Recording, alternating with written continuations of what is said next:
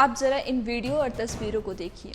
इसे देखकर तो यही लग रहा है कि पूरा देश एक हो गया है और इसकी वजह है कोलकाता रेप मर्डर केस, जिसने पूरे देश को एकत्रित किया है। लेकिन कहीं ना कहीं हम ये जरूर कहेंगे कि हम शायद एक इंसान के रूप में गलत साबित हो गए हैं। ये कोई पहली बार नहीं हुआ है। हमारे देश में आए दिन लगातार महिलाओं के साथ रेप के मामले सामने आते रहते हैं। कुछ मामले सामने आ जाते हैं तो वहीं कुछ मामले फाइलों में दब के रह जाते हैं।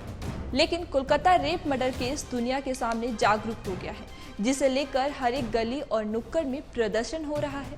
मेडिकल के छात्र छात्राएं लगातार मामले को लेकर इंसाफ की मांग कर रहे हैं। इस मामले को लेकर अब सुप्रीम कोर्ट ने भी दखल दे दी है।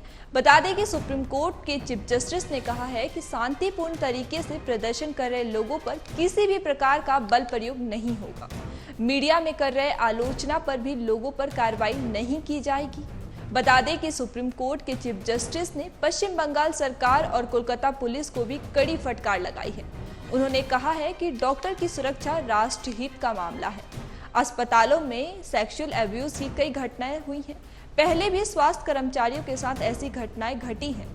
हम इसे चुपचाप नहीं देख सकते हैं और हम एक और रेप का इंतजार नहीं कर सकते हैं। इसके अलावा उन्होंने कहा कि डॉक्टर की सुरक्षा के लिए नेशनल टास्क फोर्स बनाए जा रहे हैं।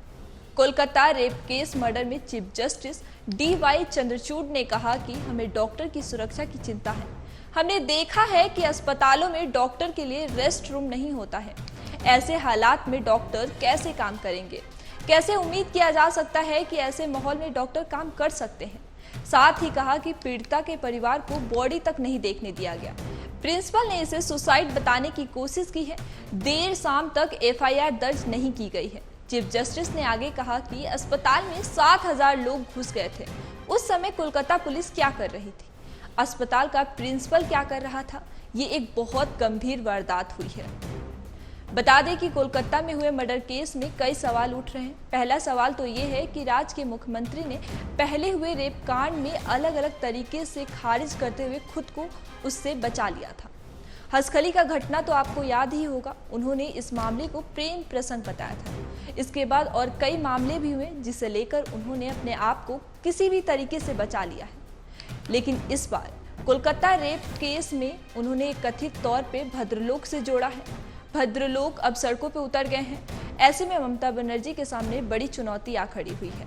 इसके अलावा बंगाल पुलिस पर भी कई सवाल उठ रहे हैं। वहां की प्रशासन किसका इंतजार कर रही है? क्या यह कोई राजनीतिक खेल खेला जा रहा है या फिर वहां इंसानियत ही मर गई है? ऐसे कई सवाल हैं जो पश्चिम बंगाल की मुख्यमंत्री ममता बनर्जी को कटघरे में लाकर खड़ा कर दिया है। वहां के लोग ममता बनर्जी से इस्तीफा देने की मांग कर रहे हैं। आए दिन लगातार लोग कैंडल लेकर सड़कों पर निकल रहे हैं, इंसाफ की मांग कर रहे हैं। लेकिन वहां की पुलिस प्रशासन चुपचाप खड़ी है। और सोचने वाली बात तो ये है कि वहां की पुलिस प्रदर्शन कर रहे लोगों पर ही वार कर रही है। ऐसे कई सवाल हैं लेकिन जवाब एक भी नहीं। वहीं इस मामले में महिला डॉक्टर की मां ने बड़ा खुलासा किया है, जिसमें उन्होंने कहा है कि हमले के कुछ दिन पहले ही उनकी बेटी अस्पताल जाने के बारे में अनिच्छा व्यक्त की थी। मां ने कहा कि वो कहती थी कि उसे अब RGR जाना पसंद नहीं है, लेकिन उन्हें क्या पता था कि उनकी बेटी के साथ कुछ ऐसा हो जाएगा। ये मामले में एक और भी कड़ी जुड़ गई है। बता दें कि इस मामले में निर्भया की मां ने भी एक बड़ा बयान दिया है। उन्होंने कहा है कि कोलकाता मेडिकल कॉलेज में जब लड़कियां सुरक्षित नहीं हैं और उनके साथ ऐसी घटनाएं हो रही हैं, तो ये समझा जा सकता है कि देश में महिलाओं की सुरक्षा की स्थिति क्या है। उन्होंने पश्चिम बंगाल के मुख्यमंत्री पर निशाना साधते हुए कहा कि ममता बनर्जी राज्य की मुखिया हैं। उनके राज्य में मानवता को शर्मसार करने वाली घटना घटी है, जिसमें पुलिस की लापरवाही भी साफ दिख रही है। बता दें कि इस मामले में कई लोग शामिल होते जा रहे हैं। वैसे आपको क्या लगता है इस मामले को लेकर? हमें कमेंट करके जरूर बताएं।